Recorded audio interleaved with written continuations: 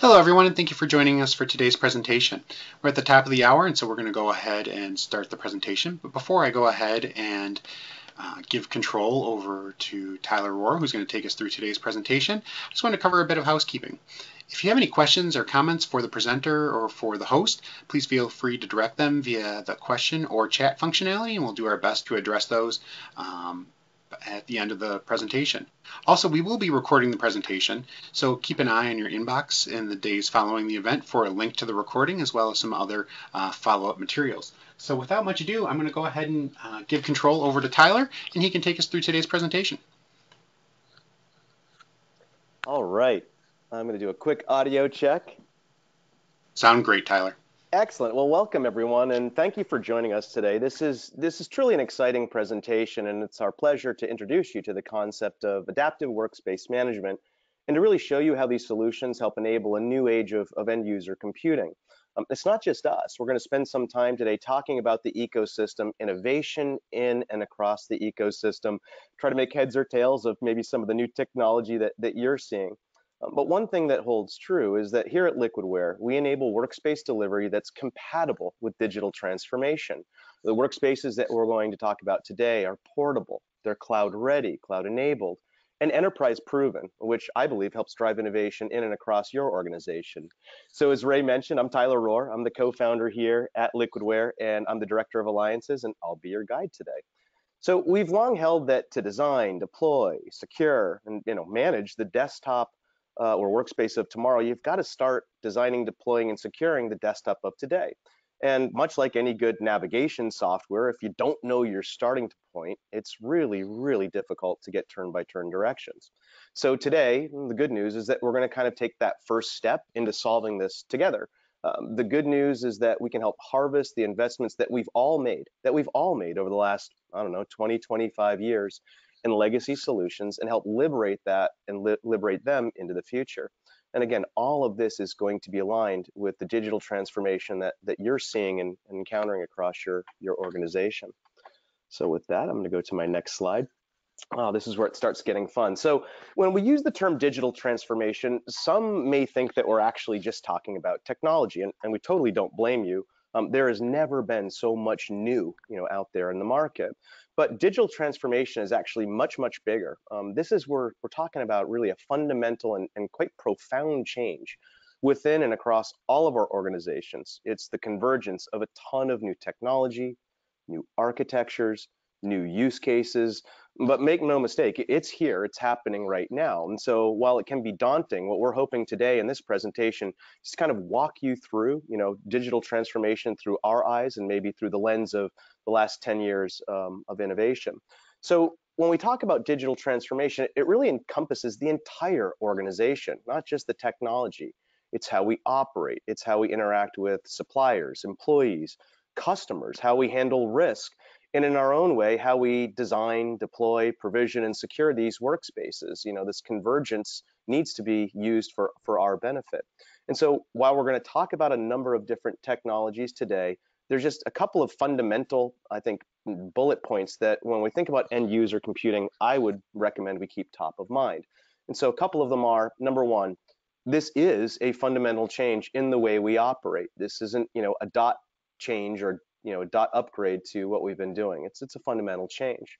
We're also going to start consciously deciding how to get technology in the hands of workers. I want this to be kind of thought of as a very active process, and I'm going to walk you through some of the methodologies today. Next is convergence and harvesting. How do we harvest and harness the investments that we've made given the new technology that's coming across the plate, for the benefit of our organization? And lastly is work and function. The use case is going to be the key in end user computing, not the technology. Again, the use case is going to be the key in the next phase of end user computing, not just the technology. All right, so let's boil it down to its essence. So when I think about the essence of digital transformation, what actually counts for us, those of us that are involved in end user computing, I believe the biggest evolutions are going to be as follows. Number one, big data. Number two, the pervasive cloud, and number three, smart apps. And so let me take a moment and just kind of walk through that. Now, when we think about big data, obviously it's a marketing term that's used, I think, a little too prolifically, but in our world, big data we look at it in the context of how we used to do things. Well, today data is still pretty small, right? It's just now getting off the hard drives of our end users and into the cloud. It's for the most part non-collaborative, and it's stuck behind people. It's not backed up, it's not secure, and it's really, really provisional, meaning that you might have it, you might share it, but other than that, it might not be of use to the rest of the organization. Next, we go to, well, actually, I think of it this way, the pervasive cloud. I guess we used to go to specific websites for information, then another one for different types of information. Then eventually we got Google, so we could actually make search a little more elegant. But make no mistake about it, we were always, seeking and searching. Now we have this pervasive cloud.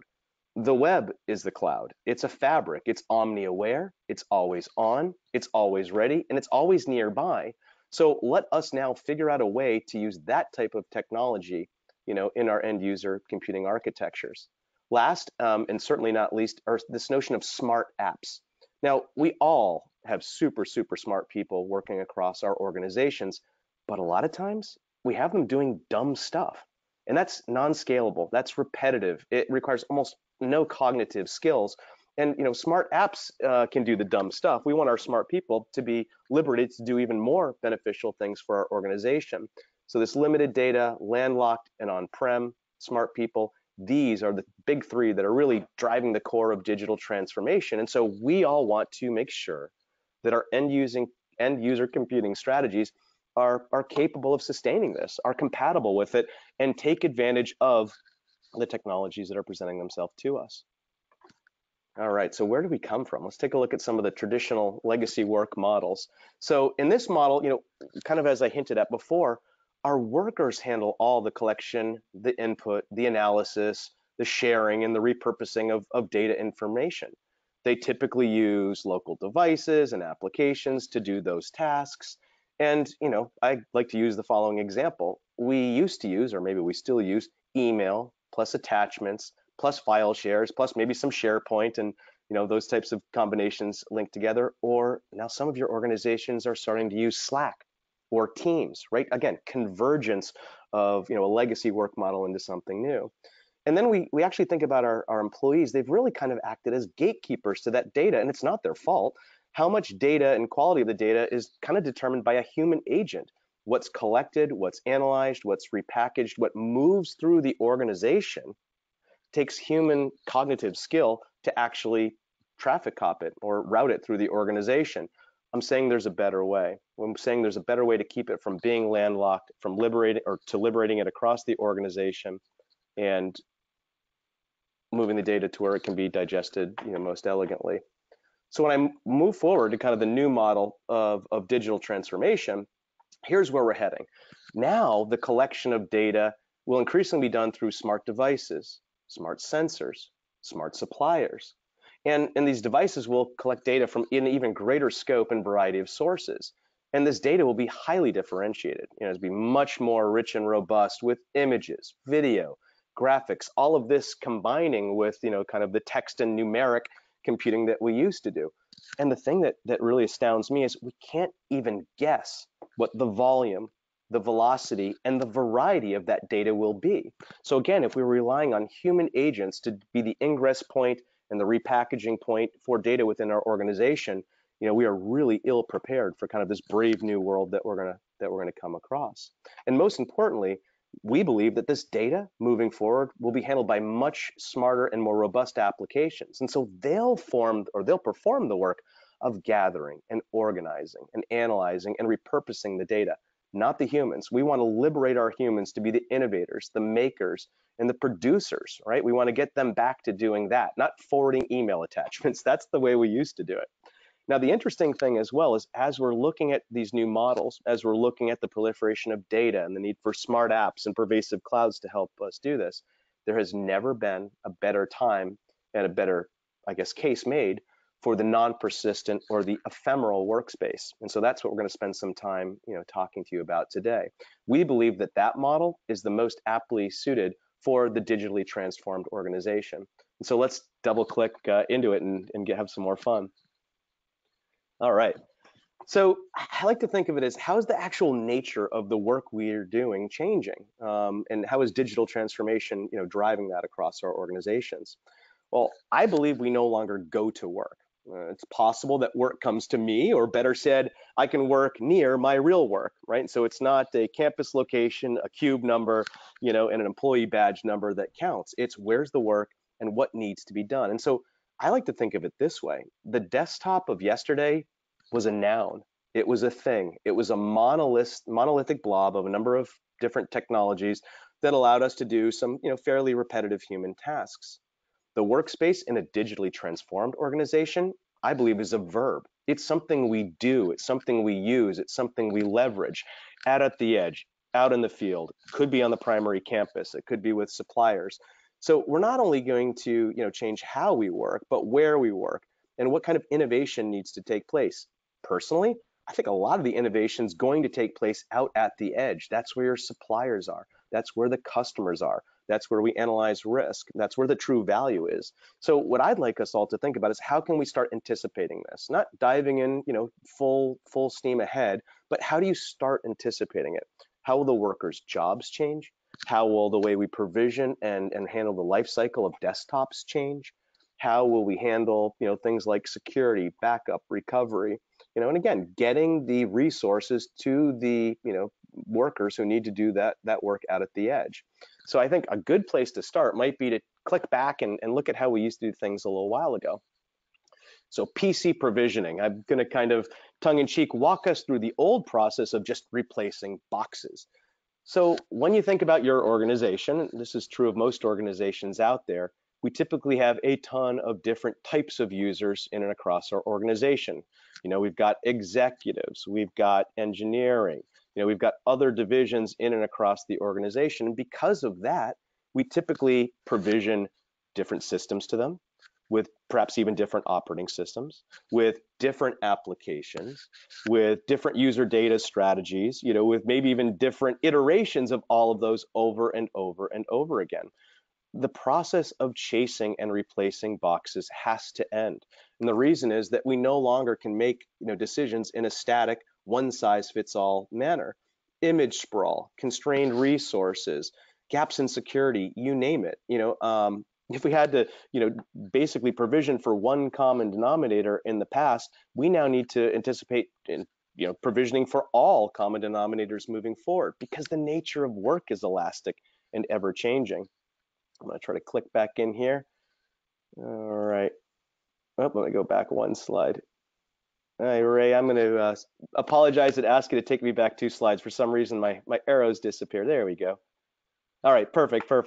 But yeah, no, but when we talk about the provisioning cycle, and replacing boxes, what we've done is really found ourselves operating inside of a fire drill, right? It's very difficult to be proactive. It's very difficult, to optimize what we're trying to do for the actual employees that are out there doing their job. And it's no surprise we're so darn busy just dealing with the 1-to-1 ratio of managing, each one of our legacy desktops as just that, a monolithic stack with a lot of complexity, a lot of moving parts, and let's face it, if one fails, all fail. So here's a better, I think, method for moving forward. And again, we'll kind of start by just digging into why this legacy model just simply doesn't work. So if we look at the digitally transformed organization, the problem is as follows. We don't really have a comprehensive view of our workspace today. I mean, we know what we buy from suppliers. We know how we configure it. We know how we deploy it, but we really don't know at the end of the day what our end users are actually up to. This is something we can change. Historically, if you look at the way we've allocated budgets, we might have misaligned them. I can tell you all too many times we've become enchanted with a vendor or enchanted with technology and made purchases, because of that enchantment, not because it actually solved a real problem in and across our organizations. And so we really want to avoid that risk of investments being misapplied. Next, workers may be shorted of resources. If we're anticipating this new workforce, this new digitally transformed organization, we also have to anticipate that we don't know what resources they might need. So we've got to be able to deliver them on demand or just in time, not in 3 years when the next refresh cycle comes, or not when they've sent 13 emails to their manager, explaining that they need new resources. And I kind of feel like we've been in a zero-sum game, just chasing our tails, using new technology, getting slightly incrementally better at the way we optimize workforce delivery, but not really aligning with what this digitally transformed organization is going to need. Next, and this is one that I always bring up when I speak across the country, is disaster recovery. Folks, I'm telling you, statistics have shown up to 70% of the intellectual property of all of our companies lies on the hard drives of our end users, spinning around at 5,400 RPM. Those hard drives tend to be made by the lowest cost bidder, and they're not backed up. 70% of our intellectual property. In the digitally transformed organization, this changes. With the pervasive cloud, with big data, and with smart apps, there is no reason to, again, fear that some of that intellectual property might be stolen, either maliciously or accidentally. And again, we don't want to compromise maintenance and security, because of some new paradigm that we want to embrace. So we got to embrace this workforce of the future. So our belief is that to equip the workers with end user computing resources they need, the digitally transformed organization must evolve to provisioning portable cloud-ready workspaces, and they'll need adaptive workspace management solutions to help drive that. And so what I'm going to kind of walk you through now is, how does this actually work? What do we actually do? What are the steps to follow? Well, interestingly enough, we just celebrated our 10-year anniversary back in April, which is super exciting. And we've been around for a while. So we've seen nearly every major industry milestone. And I believe we followed it with our own innovations, right? Our own innovations that we're delivering based on what you all are telling us counts. So we've seen the release of virtual desktops back in 2008. We saw the slow adoption of running a virtual machine on a hypervisor, fully persistent. And so this notion of non-persistent started, getting traction. And then, of course, we saw different organizations like perhaps VMware and Citrix begin to offer additional software solutions to help round out, what we were all trying to do. Then of course we saw the first desktop as a service, offerings begin to hit the market. When we talk about like Amazon Workspaces or AppStream, or now the new WVD from Microsoft, or Xyframe from Nutanix, or even some of the really interesting cloud fabric and storage that Google's up to. And so I share this because it's been a long journey, but it's been a compressed journey, meaning we have all learned a tremendous amount in the last 10 or 11 years. And so our goal here at Liquidware, by and through adaptive workspace management, is to say, okay, looking at the historical trends that have brought us to where we are today, looking at what we believe the digitally transformed organization will be required and requested to deliver to its users in the future, where do we go? How do we begin? So one of the things I thought I would just stop and take a moment to highlight here is our alliances. And when you look at what Microsoft is doing with Azure, and of course with Windows Virtual Desktop, or Amazon with AppStream or Workspaces, Google, again, with its prolific and super fast cloud fabric, or just last week was out in Anaheim, California for the launch of Nutanix and Xyframe, Nutanix's flavor of both application and desktop delivery for the multi-cloud and hybrid environment of the future. We're taking our direction from what our major alliances are putting in place for all of you. And it's really, really interesting because when I look at these 4 logos on the screen right now, there are some similarity between them, but there's a ton of differences as well. And you might say, well, which one's for me? And it might even be one of the questions at the end of this presentation. And I'm going to tell you, it depends. It depends because each and every one of these large platforms, these vendors, are putting in place different methods, different models, and different delivery scenarios for the digitally transformed organization. And I think one of our challenges or goals here at Liquidware is to help navigate you through when and which one might be applicable to you. So how do we start? So when we look at the workspace provisioning for the digitally transformed organization, what we start saying is that to deliver these workspaces equally, every worker has to get the resources he or she needs when they need them, where they need them to do their jobs. And we can't just say that, we actually have to build these into our architectures. Secondly, we want to make sure that we optimize the delivery platform that we deliver this on. We don't simply want to go with a vendor because we're spending a lot of money with them, or a vendor because their PowerPoint looked good. We also not only want to be able to make decisions quickly, folks, I'm here to tell you some of the most successful projects I've seen were the ones where they unmade decisions very quickly, where they got halfway across the stream and said, you know what, this solution simply won't work. And instead of trying to force feed it to a place of success on the other side of the river, let's abandon it and start over. You know, I'm telling you, these new methods and these new models allow us to iterate a lot quicker. You know, and the next thing is that we have to be able and we have to ensure that these workspaces are accessible by our workers across these different work modes, out at the edge, in hyper secure environments, with the proliferation and new types of data and sensors and interaction with customers and suppliers that's going to come across us.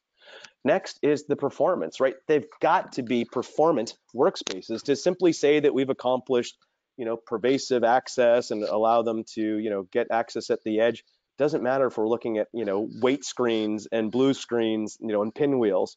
We can no longer have lag or downtime. And this is as true as it is for the provisioning life cycle, as it is for the delivery of new apps, as it is for, you know, the delivery of other end user computing services. Next, and I think unfortunately, we've got a little accustomed over the last 20, 25 years that upgrades, patches, they just meant downtime, right? They meant that we disrupted the users. So we used to come in on nights and weekends.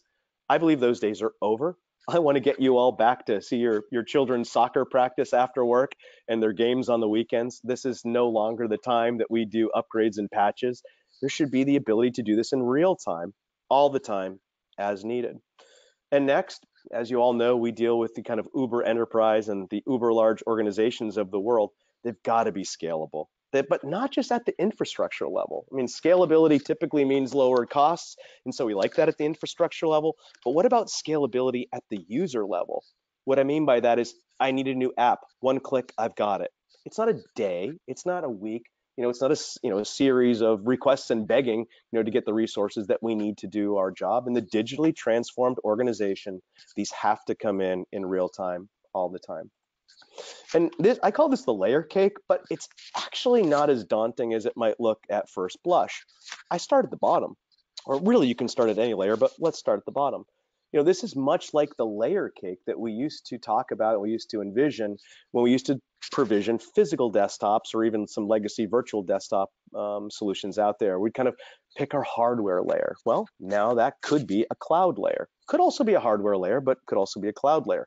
Could be a hybrid layer or a hybrid architecture. Next, and this is kind of where we start talking about security, you know, whether it's microsegmentation or, you know, different secure environments. What about the network layer? And this is much about, you know, security as it is about egress and ingress, you know, into and out of the organization. Next, let's talk about the system layer. What are these actual layers that need to be combined, you know, whether it's storage, whether it's, you know, other elements that go into delivering the desktop, so that, again, we have these elastic, always on, pervasive, smart app, big data, you know, capable workspaces of the future.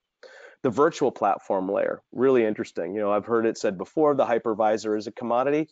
Not so fast. There are absolutely and definitely differences between, you know, what a VMware or a Nutanix or an Amazon is offering you. And there's different, I think, opportunities as well as different constraints, you know, in each one of those, which again, we could sometimes overcome with the different policies or security or management processes we put in place. Next slide, I'm going to talk to you a little bit about how we kind of start the process, but let's not lose sight of the fact that even in these brave new worlds, users profile, users customization, the user's data, as well as our applications are key. This is what our users use to both create and consume the information that comes into the organization. And again, like we talked about in the kind of introduction, this is the most important layer that we want to make sure we liberate. This is the one we want to make sure we aren't constrained. And if we can handle that at the individual user level, then I think we've got a better chance than not at enabling our entire workforce, you know, up there at the top, you know, to kind of adhere to this new model. So let's, you know, take the next step and really dive in. So these, in our opinion, are the key considerations of a digitally transformed workspace infrastructure. And so I'm going to take just a couple seconds to drill into each one of them. And I believe these are really, really key terms. And so I'm going to kind of go through each one. The first one is visible or visibility. To help select the best delivery platform for your requirement, you're likely going to be running a hybrid environment, and it's going to encompass multiple platforms, perhaps even multiple clouds, increasing geographic dispersion or distribution, And you're going to need to know what your users are experiencing, how the applications are working or not working, what issues might be coming up, what decisions I need to make or unmake. I'm here to tell you that you cannot manage what you cannot see. And if you can measure it, it matters. And so visibility, or letting these environments become visible, is an absolute key. Second is portability. I think we spent a lot of time talking about some of the legacy constraints of one size fits all or one size fits many. What we had in the past were really, aside from laptops, very non-portable environments. Certain key components of the workspace, including the user's profile, policies, applications, the user's authored data, were all landlocked in one monolithic blob, unable to take advantage of big data, pervasive clouds, or really smart apps. We're going to change that. Visibility and portability are the two, kind of words that we're going to make sure we weave into any architectures. Last, but certainly not least, is scalability. No matter how expansive the infrastructure, no matter how great the cloud is we select or the hyperconverged platform we select, no matter how many users we can support or what kind of density we can achieve, even if the platform performs flawlessly for us, we're going to have new demands both on infrastructure and our end users. So scalable, not just in the context of getting big, but scalable in terms of elasticity, the ability to anticipate and deliver rates of change that we've never experienced in the past. I gave you the example, and we see it almost weekly. Classroom, 500 users. We need a new application right now. Not going to dismiss the class and come back on Monday. We need this app right now because it's in demand. I'm here to tell you that with these new technologies, and specifically what we're here to offer you from Liquidware, this is now capable. Visible, portable, scalable. These are our themes. This is what we designed for. This is where it gets fun. So what I wanted to talk about now was Liquidware's adaptive workspace management and kind of drill into each one of the components. And our mission is to apply these emerging technologies to create workspaces that are portable across platforms and devices for the ultimate in scalability and management. And really, we've been leading this charge for 10 years now across thousands and thousands and thousands of progressive organizations and enterprises across the world. And maybe more importantly, across millions and millions and millions of workspaces. And so the notion of being adaptive, to be able to use these emerging technologies to build on the existing investments we've already made. We're not going to abandon them. We're not going to abandon bits and pieces of them, but what can we optimize? What can we abandon? What can we perhaps partially leverage moving ahead? We're going to be willing to do this. We're not simply going to buy everything on the menu from one vendor. This is okay. Next, we kind of talked about the desktop of yesterday is over. It's now about the workspace. And what we really mean is that the compute resources are all virtualized. They're all available on demand, cloud-based form, and they're really free from the constraints of either devices, the time of day, or time of IT, response. And that kind of brings us to the last point, management. In adaptive workspace management, you have to have the ability to control it all. A lot of folks are saying, well, these architectures are getting a bit more complex. And I say, absolutely, and they should. And the good news is we have specific instrumentality and specific tools that allow us to solve these problems like never before. So I'm going to go into those. So from a methodology standpoint, this is kind of something that a lot of us are, I think, a little bit comfortable with, which is let's pick a project. Any of you who have met with me in the past, I know that I like to sit down, and before we even open the laptops or the PowerPoint, I like to say, what problem are you trying to solve? I mean, that is the most elegant way to begin any of these conversations. So pick a project. What are you trying to solve? Is it an operating system migration? Is it perhaps a physical to virtual or perhaps even cloud POC, proof of concept, or pilot? Is it that you're trying to, again, leverage part or pieces of different cloud? Maybe it's just storage, maybe it's just applications. But again, bringing it back to what problem is it that you're actually trying to solve? And the next bullet down is really the big one. Get a comprehensive picture of your desktop real estate today. Then move on to pick the best platform, right? Whether it's physical, virtual, or cloud. We use those decisions to then determine what the workspace, the image, the infrastructure, the application delivery, the backup, the recovery, the thin client strategy needs to be. I mean, it really comes into focus when we've got good data to help us make these decisions. And then we're going to migrate to the new platform, but we're not just going to migrate and then call it quits. We're going to migrate and then validate that the decisions we made are actually working. We're going to troubleshoot things that maybe aren't optimized, and then certainly work to optimize them moving ahead. And what, again, we started with was this comprehensive picture of all of our desktops. And while the picture might look daunting, what I wanted to impress upon you is that by using Stratosphere UX, which stands for user experience, this specific instrumentality, is offered to you to give you that comprehensive picture of all of your desktops, all of your applications, all of your user author data, all of your users, all of your endpoints, how those endpoints are working across the infrastructure. A simple way to think about it is by using Stratosphere UX, not only do we have a comprehensive picture of all of our desktops, but we truly have end-to-end visibility from the endpoint to the actual data center, and of course the attributable third-party services like maybe Salesforce.com or Teams that we might be utilizing to deliver the workspaces that we're trying to deliver moving forward. So after you pick that project, after you get that plan, regardless of what it is, this instrumentality specifically will give you the visibility to say, okay, much like a good navigation software, much like Google Maps, I know my starting position. I know the configuration, and more importantly, the resource consumption of every user and every workspace or desktop in my environment today. That's what I use to start designing, what I'm going to do next. And so here's where it gets kind of fun. With detailed metrics, we can actually, help support these processes, and I'll kind of walk you through this. So first and foremost, if we knew 100% about all of our users, our apps, our operating systems, our machines, our processes, resources, networks, storage, then we'd be in a really, really good position to start making those vendor-based decisions. And so when we choose the best workspace or platform for the use case or for the group, we're going to base that on cost or security or locality, right? These are the things that are going to matter in the future. And we're going to choose, to only migrate what we actually care about. We're going to leave the legacy garbage behind.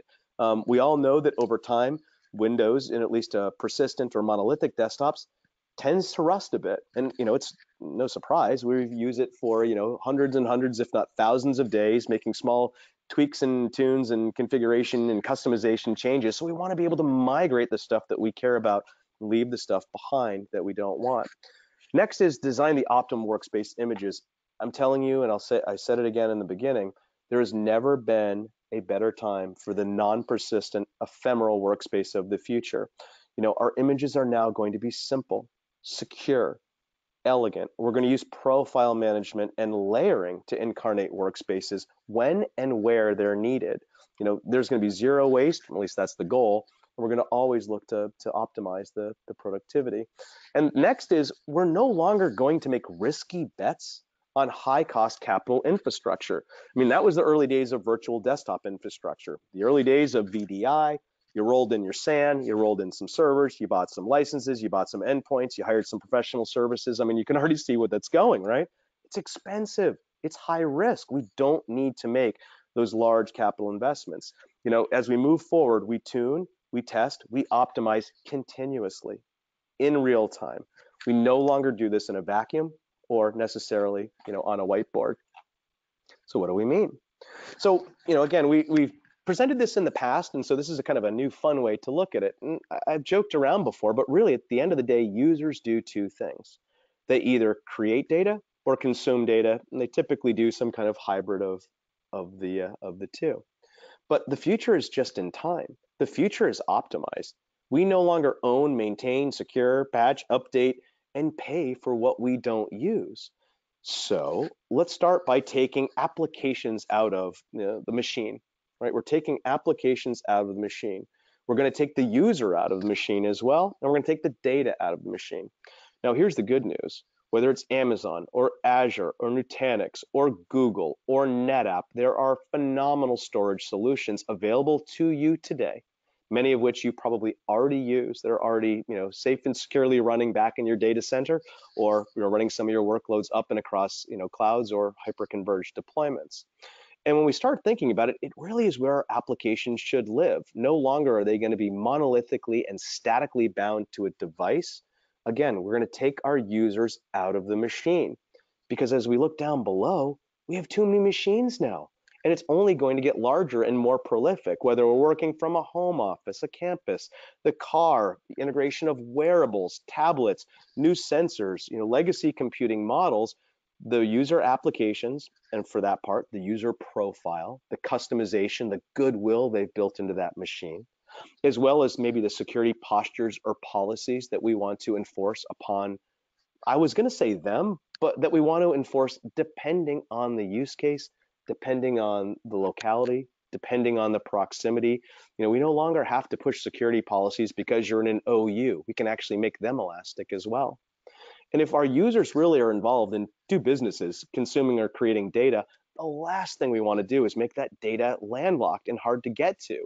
I think we want to liberate that data so that it can be collaborated using the new applications and platforms like Teams, like Slack, like some of the other ones that we've talked about to really help deliver that workspace in and for the digitally transformed organization.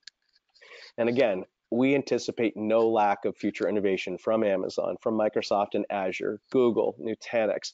This has only just begun. And so I think our job is to anticipate and put together models that help us take advantage of that.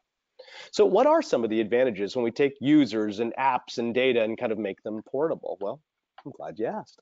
If the future is just in time and the future is optimized and we no longer want to own, maintain, and patch and secure things, then this model is actually really, really powerful. So users and applications can move across platforms. We should no longer care whether it's physical, virtual, hyperconverged, or cloud.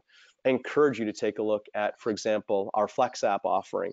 We are accomplishing and delivering true innovation around the ability to make these applications truly and natively portable. The next thing is we've got to anticipate that users could log in from multiple endpoints, multiple locations. Their schedules are going to change. And so again, no longer should we anticipate that one monolithic desktop or even one monolithic image, even if it's up in the cloud, is going to be enough. Additionally, because of the new smart apps that are coming into our world in and by and through the digitally transformed organization, we have to anticipate multiple operating systems, multiple versions, multiple styles or delivery methods. And of course, our profiles have got to be available as well. If we've spent 3 or 5 years, imparting customization or goodwill into the desktop we sit at today, well, I certainly want to make sure I liberate and make portable and scalable those pieces of customization, those user profiles, and we've got to make sure that they stay consistent with the different operating system updates that we're going to see moving forward. I think that we'd all agree that, and I'm happy about it, the new telegraphing message coming out of Microsoft, coming out of Redmond, is the future of Windows is incredibly non-persistent. It's going to be updated, patched, and secured in real time, as threats and challenges and opportunities present themselves to Microsoft.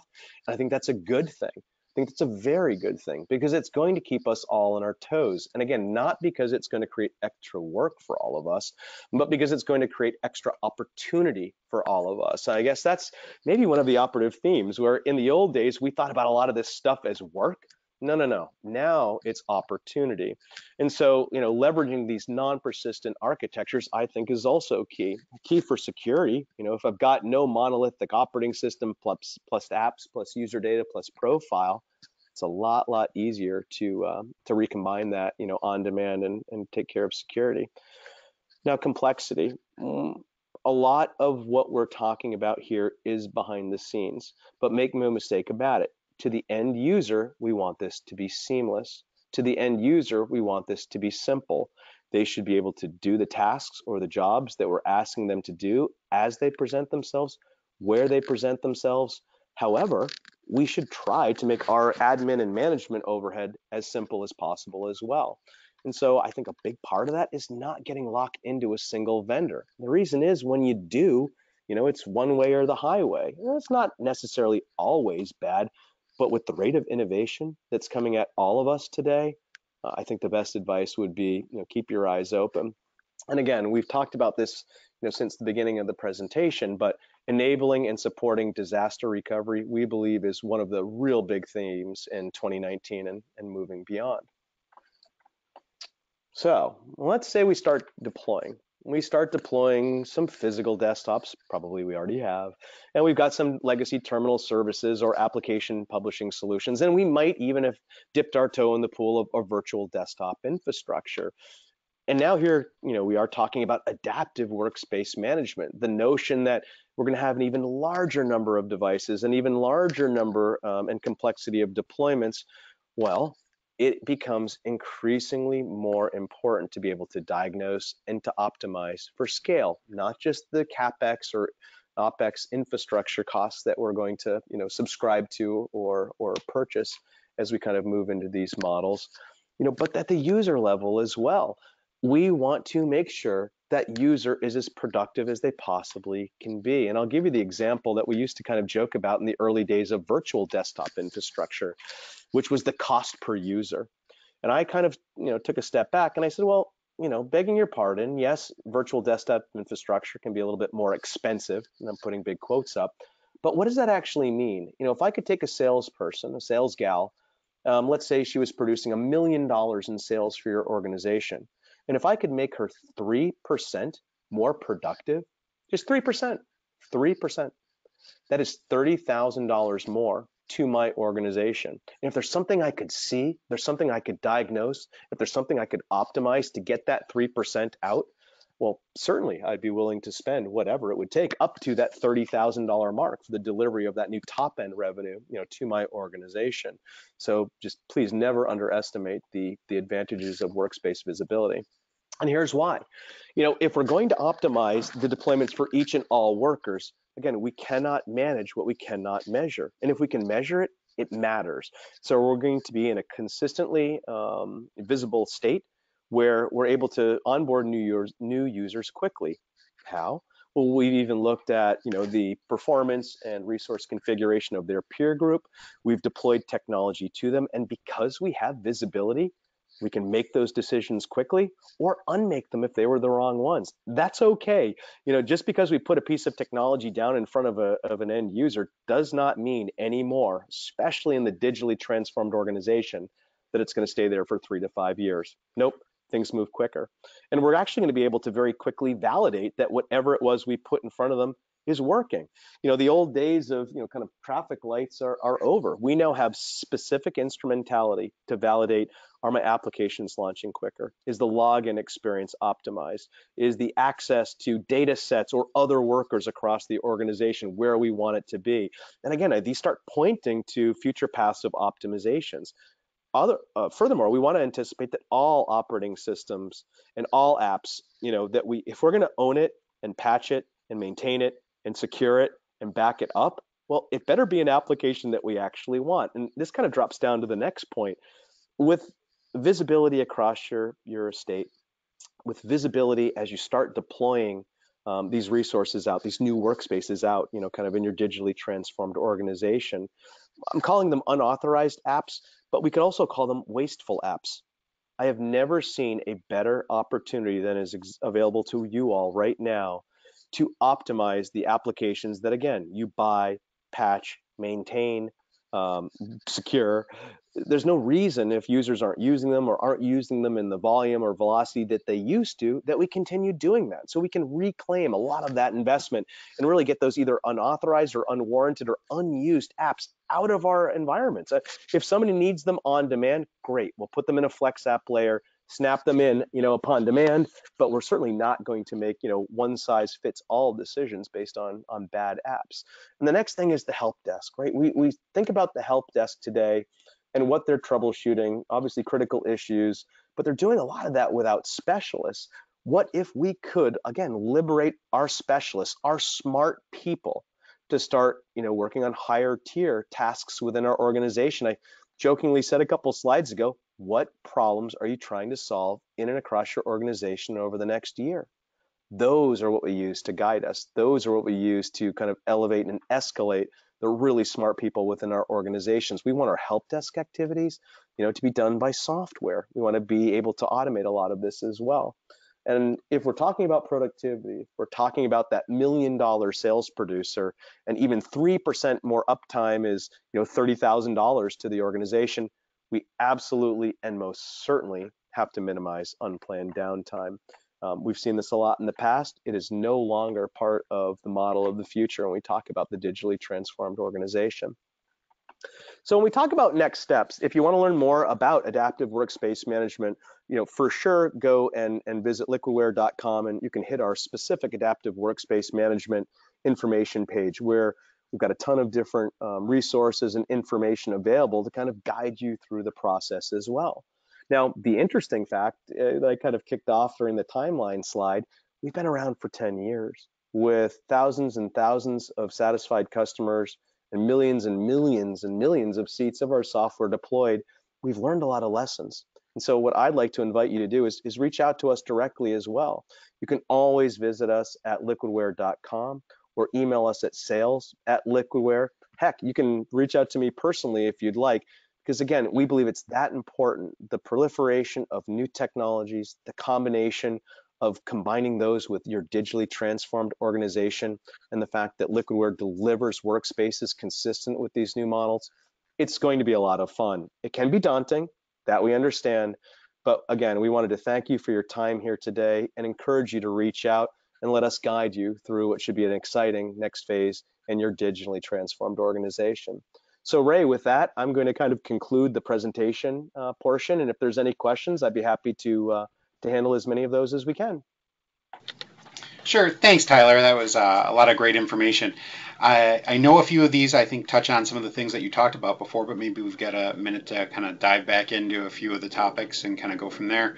I know you touched on this one specifically, and someone asked, which cloud is right for me? And maybe kind of thinking, is one better than the other for workspace provisioning?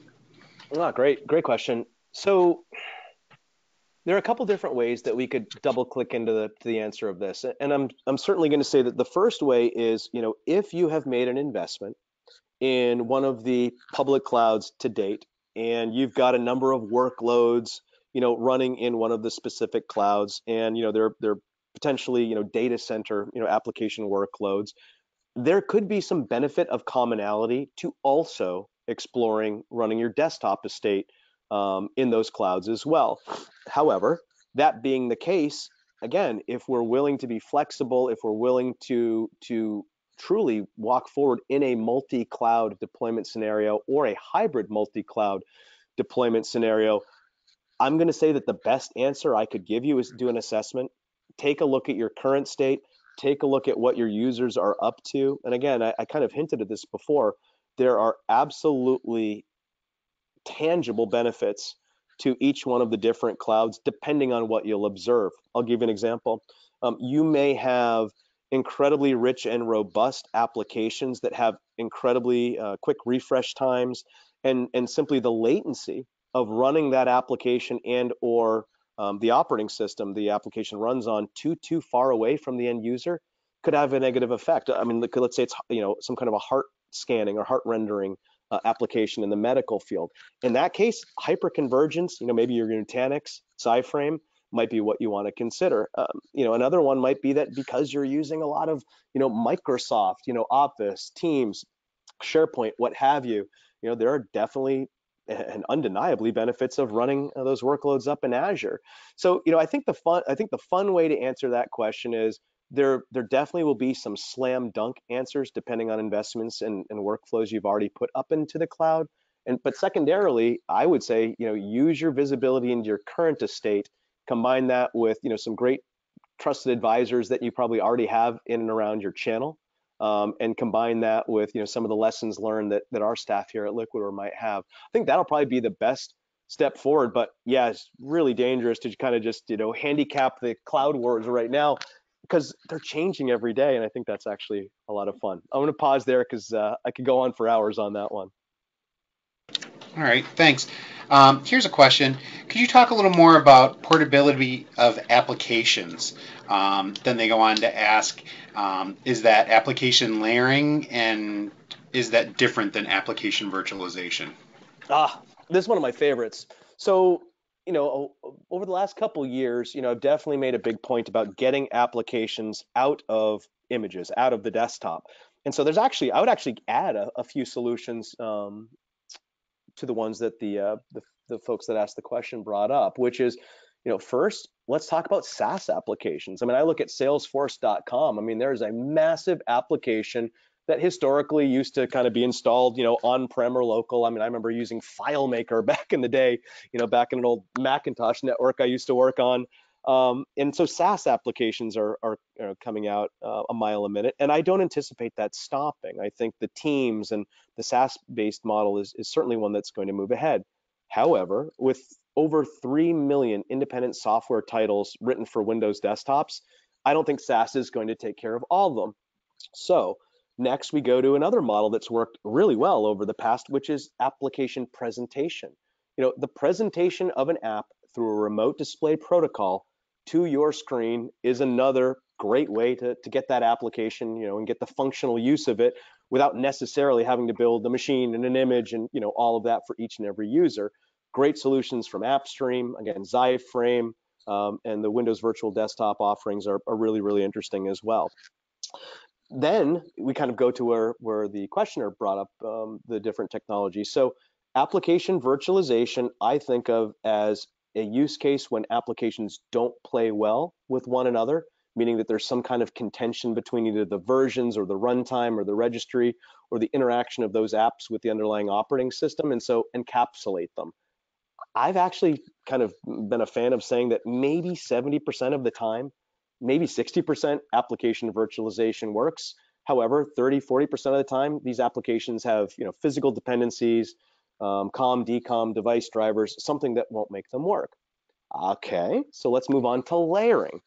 Now, with layering, we're making these applications natively portable. We're making the location of the application binaries different than being installed in the C drive, but to the operating system, they look very, very, very native.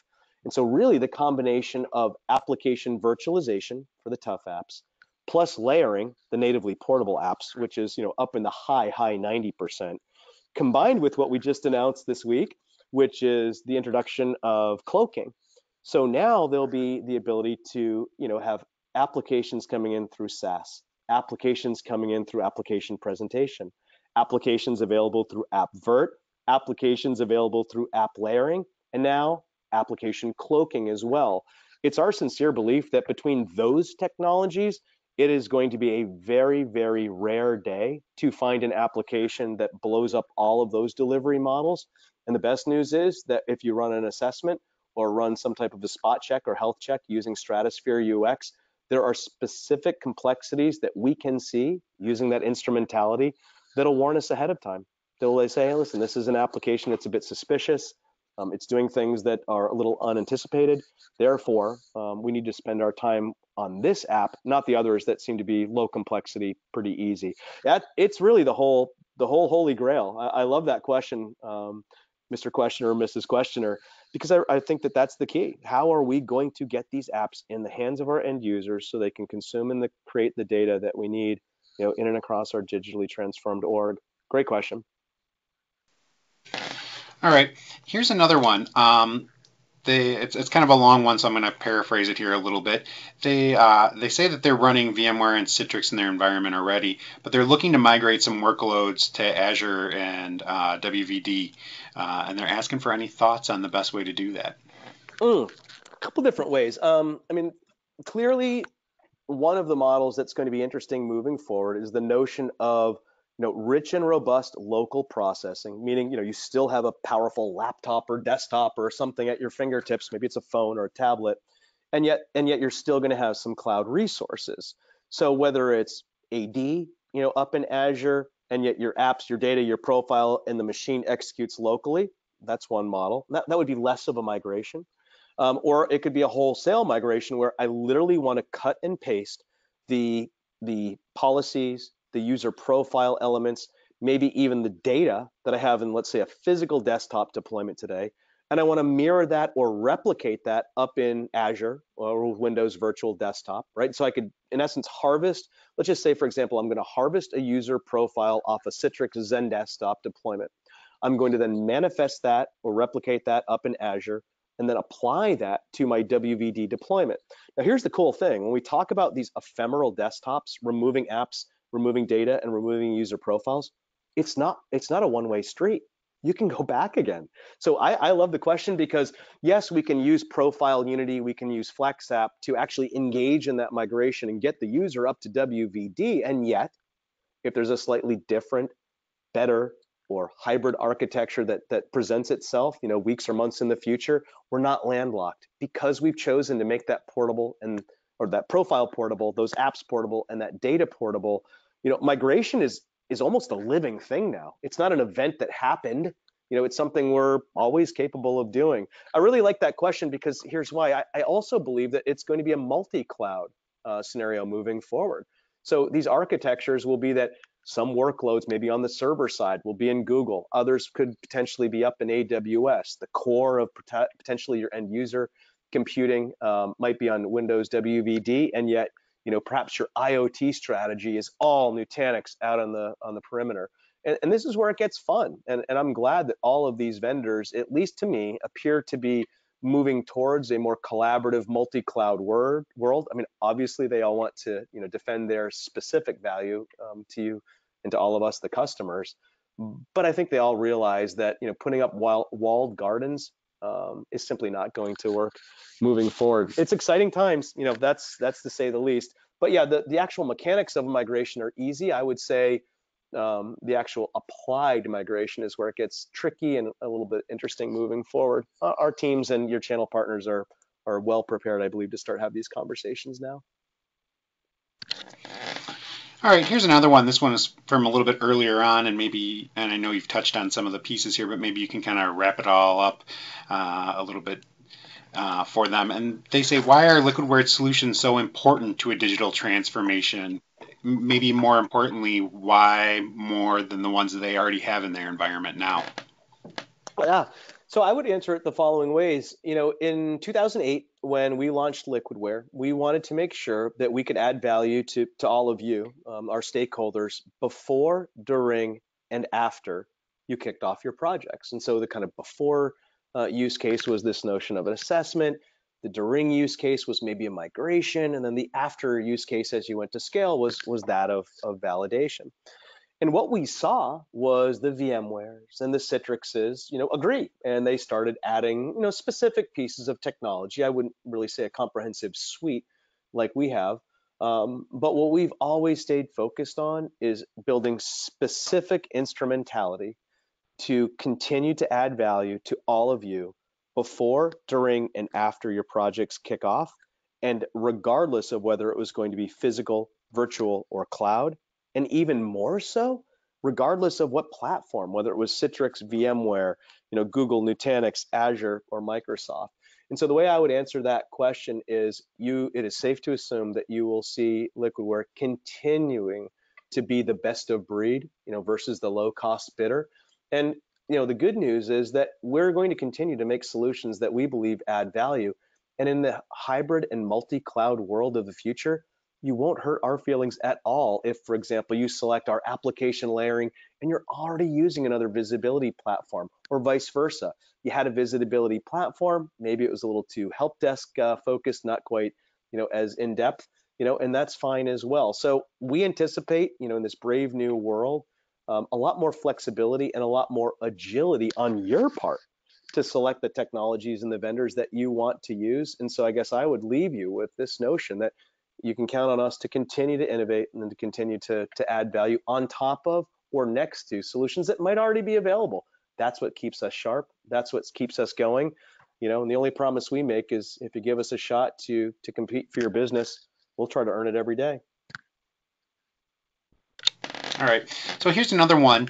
They talk about how you mentioned the importance of all the metrics, and they ask, how do they go from collecting the metrics about their desktops and users to designing the images and infrastructure? Oh, great question. So some of the platforms that we collaborate with, so for example, Nutanix has some existing technologies like in their Sizer. And so one of the very easy ways to answer that question is the ability to take the metrics collected, the observations collected by and through Stratosphere, and share them with another platform, share them with a sizing, tool.